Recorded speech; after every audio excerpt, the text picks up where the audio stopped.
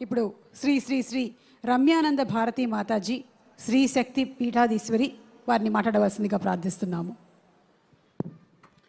నారాయణ సమారంభాం శంకరాచార్య మధ్యమాం శ్రీ సిద్ధేశ్వర పర్యంతాం వందే గురు పరంపరాం.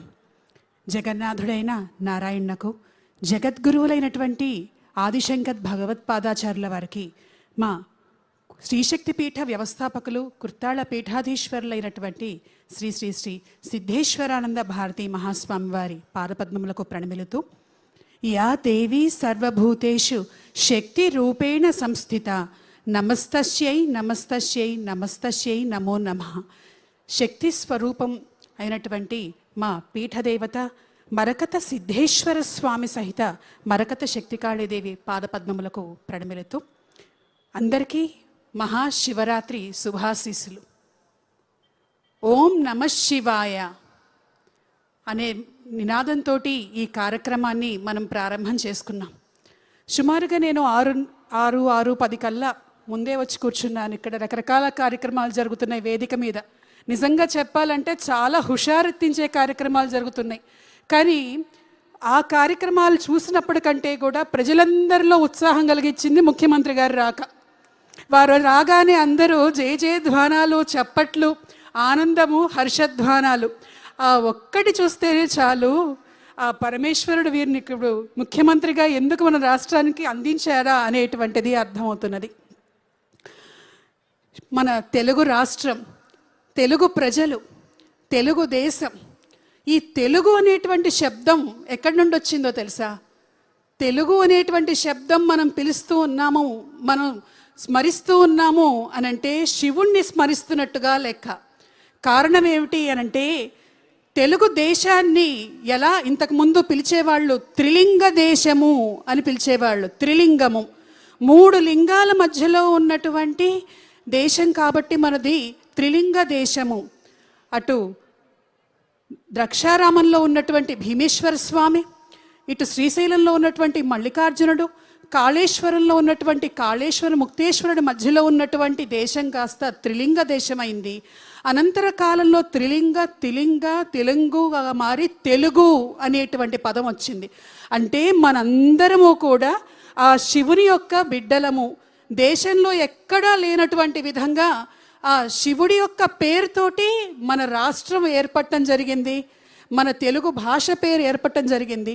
మన తెలుగుదేశం పార్టీ కూడా ఏర్పడటం జరిగింది. బహుశా అది కూడా శివ సంకల్పం అనుకోవచ్చు. మనం శివుడి గురించి చెప్పుకుంటున్నాం. నిరాడంబరంగా ఉన్నాడు స్వామి. ఏమిస్తాడు స్వామి? మోక్షం ఇస్తాడా? లయకారకుడుగా చెప్పుకున్నాం, శక్తి స్వరూపుడుగా చెప్పుకున్నాం. కానీ ప్రధానంగా శివుడు ఏమందిస్తాడు అంటే ఐశ్వర్యం ఈశ్వరాదిచ్చేత్. ఆయన ఐశ్వర్యాన్ని ఇస్తాడు, అధికారాన్ని ఇస్తాడు, భోగ భాగ్యాలని ప్రసాదిస్తాడు పరమేశ్వరుడు. లక్ష్మీదేవికి కుబేరుడికి కూడాను స్వామి ఇచ్చాడు, వాళ్ళిద్దరికీ కూడా ఐశ్వర్యాన్ని. అయితే అవి సాధించడానికి ఎక్కువ కష్టపడాల్సినటువంటి పని లేదు. భోళాశంకరుడు మిగిలిన ఏ దేవతలకి పేరటువంటి పేరుని శివుడి పేరులో మనం చూస్తున్నాం. భోళాశంకరుడు కాసిన అభిషేక ప్రియుడైనటువంటి శివుడు. కాసిన నీళ్లు పోస్తే చాలు, ఒక మారేడు దళం పెడితే చాలు, ఇవేవీ కూడా మేము చేయలేము అనంటే శివ అని పిలిస్తే చాలు పలుకుతాడు స్వామి. అటువంటి స్వామి సన్నిధిలో ఇందాక అమరావతి గురించి అనేక విశేషాలు చెప్పుకున్నాం. దేవతల రాజధాని కూడా అమరావతి. మరి ఆ అమరావతి పేరుతో మన రాజధాని ఏర్పరచుకుంటే దేవతలే దిగి వస్తారు. మన రాష్ట్రాన్ని ఎంత అద్భుతంగా ముఖ్యమంత్రి గారు అభివృద్ధి చేస్తున్నారో మనం చూస్తూ ఉన్నాం. నాకు ఒకటి అనిపించింది, ఇవాళ మహాశివరాత్రి శివుణ్ణి అందరూ కూడా ఇవాళ దేవాలయాలకు వెళ్ళి దర్శించుకుంటారు, అభిషేకాలు చేస్తారు. దేనికోసం చేస్తారు? మా కోరికలు తీర్చండి, మా కష్టాలు తీర్చండి, మేము జరిగేటట్టుగా చెయ్యి స్వామి అని చేసుకుంటారు. కానీ బహుశా ముఖ్యమంత్రి గారు ఈ రాష్ట్రం అభివృద్ధి కావాలి అని మనందరి కోసమే ఆయన ప్రార్థనలు చేస్తారు, పూజ చేస్తారు, అభిషేకాలు చేస్తారు. పురాణ వాంగ్మయంలో ఒక మాట ఉన్నది, రాజు చేసేటువంటి ఏ యజ్ఞమైనా, ఏ యాగమైనా, ఏ పూజ అయినా, ఏ అభిషేకమైనా సరే దేవతలు స్వయంగా స్వీకరించి రాష్ట్రంలో, ఆ దేశంలో ఉన్నటువంటి ప్రజలందరినీ తొందరగా అనుగ్రహిస్తారు అని. అలా మన కోసం పాటుపడుతూ ఉన్నటువంటి మన ముఖ్యమంత్రి గారు చేసేటువంటి పూజలు వారి కోసం కాక మన కోసం వారు చేస్తున్నారు. మరి మనం ఏం చేయాలి? వారు మన కోసం ప్రార్థిస్తే మనం వారి కోసం ప్రార్థించాలి, వారికి దేవతల ఆశీస్సులు ఉండేటట్టుగా చేయాలి. ఎందుకంటే మనందరం కోరుకుంటున్నటువంటి కలలను సాకారం చేస్తూ ఉన్నటువంటి వారు. అయితే ఇందాక చాలామంది మాట్లాడుతూ చెప్పారు, గుంటూరు గురించి చెప్పారు. నేను పుట్టింది కూడా గుంటూరులోనే, నేను మెడిసిన్ చదివింది కూడా, మెడికల్ కాలేజీలో చదివింది కూడా పూర్వాశ్రమంలో ఇక్కడే. అంతేకాదు చంద్రబాబు గారిని చూస్తే ఒక నాస్టాలజిక్ మూమెంట్. ఎందుకనంటే నాకు ఊహ తెలిసిన తర్వాత who is the chief minister of Andhra Pradesh అంటే చంద్రబాబు నాయుడు గారు అనేటువంటిదే ఫస్ట్ నాకు తెలిసినటువంటి ఊహ.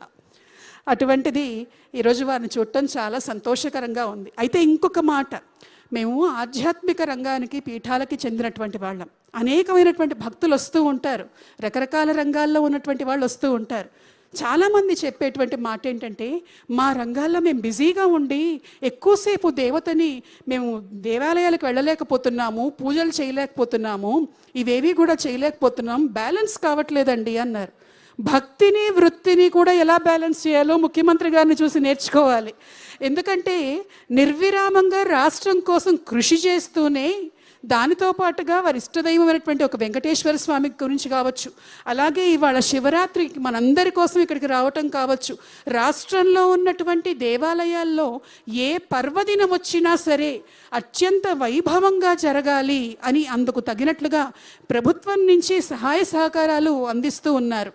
ఎందుకంటే మన జాతిలో ఒకానొక సమయంలో ఇతర మతాలు దాడి చేసినప్పుడు దేవుడి నామాన్ని మనం పలకలేని స్థితి, దేవాలయానికి వెళ్ళలేని స్థితి, రాజులు కూడా చేయలేనటువంటి స్థితి, అటువంటి స్థితిని అనుభవించినటువంటి మన జాతి సనాతనమైనది, ఎప్పుడూ కూడాను వెలుగొందేది అయినప్పటికీ కూడా రాజు యొక్క సహకారం మన ధర్మ పరిపాలనలో చాలా ముఖ్యమైనటువంటిది.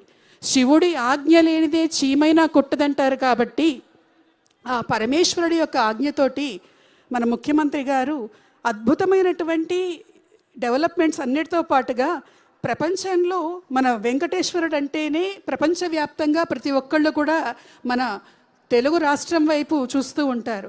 అటువంటి మన తెలుగు రాష్ట్రాన్ని కూడా భారతదేశంలోనే ఒక ఆధ్యాత్మిక రాజధానిగా కూడా తీర్చిదిద్దాలి. ఒకటి, శ్రీమతి నారా భువనేశ్వరి గారు శివశక్త్యాయుక్తో అన్నారు. శక్తి లేకపోతే శివుడు కూడా ఏమీ చేయలేరు. ఆమె ఒక సందర్భంలో మాట్లాడుతూ, నేను ఏదన్నా వారితో మాట్లాడుతూ ఉన్నా కూడా వారు అమరావతి గురించి నాకు ఇంకొక ఆలోచన వచ్చింది అని చెబుతూ ఉంటారు. అయినా అది నేను డిస్టర్బ్ చేయను, అవునా వచ్చిందా అని చెప్పి వారు చెప్పింది నేను వింటూ ఉంటాను. నా భర్త నా కుటుంబం కోసం కాకుండా విశ్వమంతా కూడా తన కుటుంబం, తెలుగు ప్రజలంతా కూడా నా కుటుంబం అని భావిస్తూ ఉంటారు. అది నాకు చాలా గర్వకారణం అన్నారు. మరి ఆమె ఎంత త్యాగం చేశారో వీరిని మనకు అప్పచెప్పారు.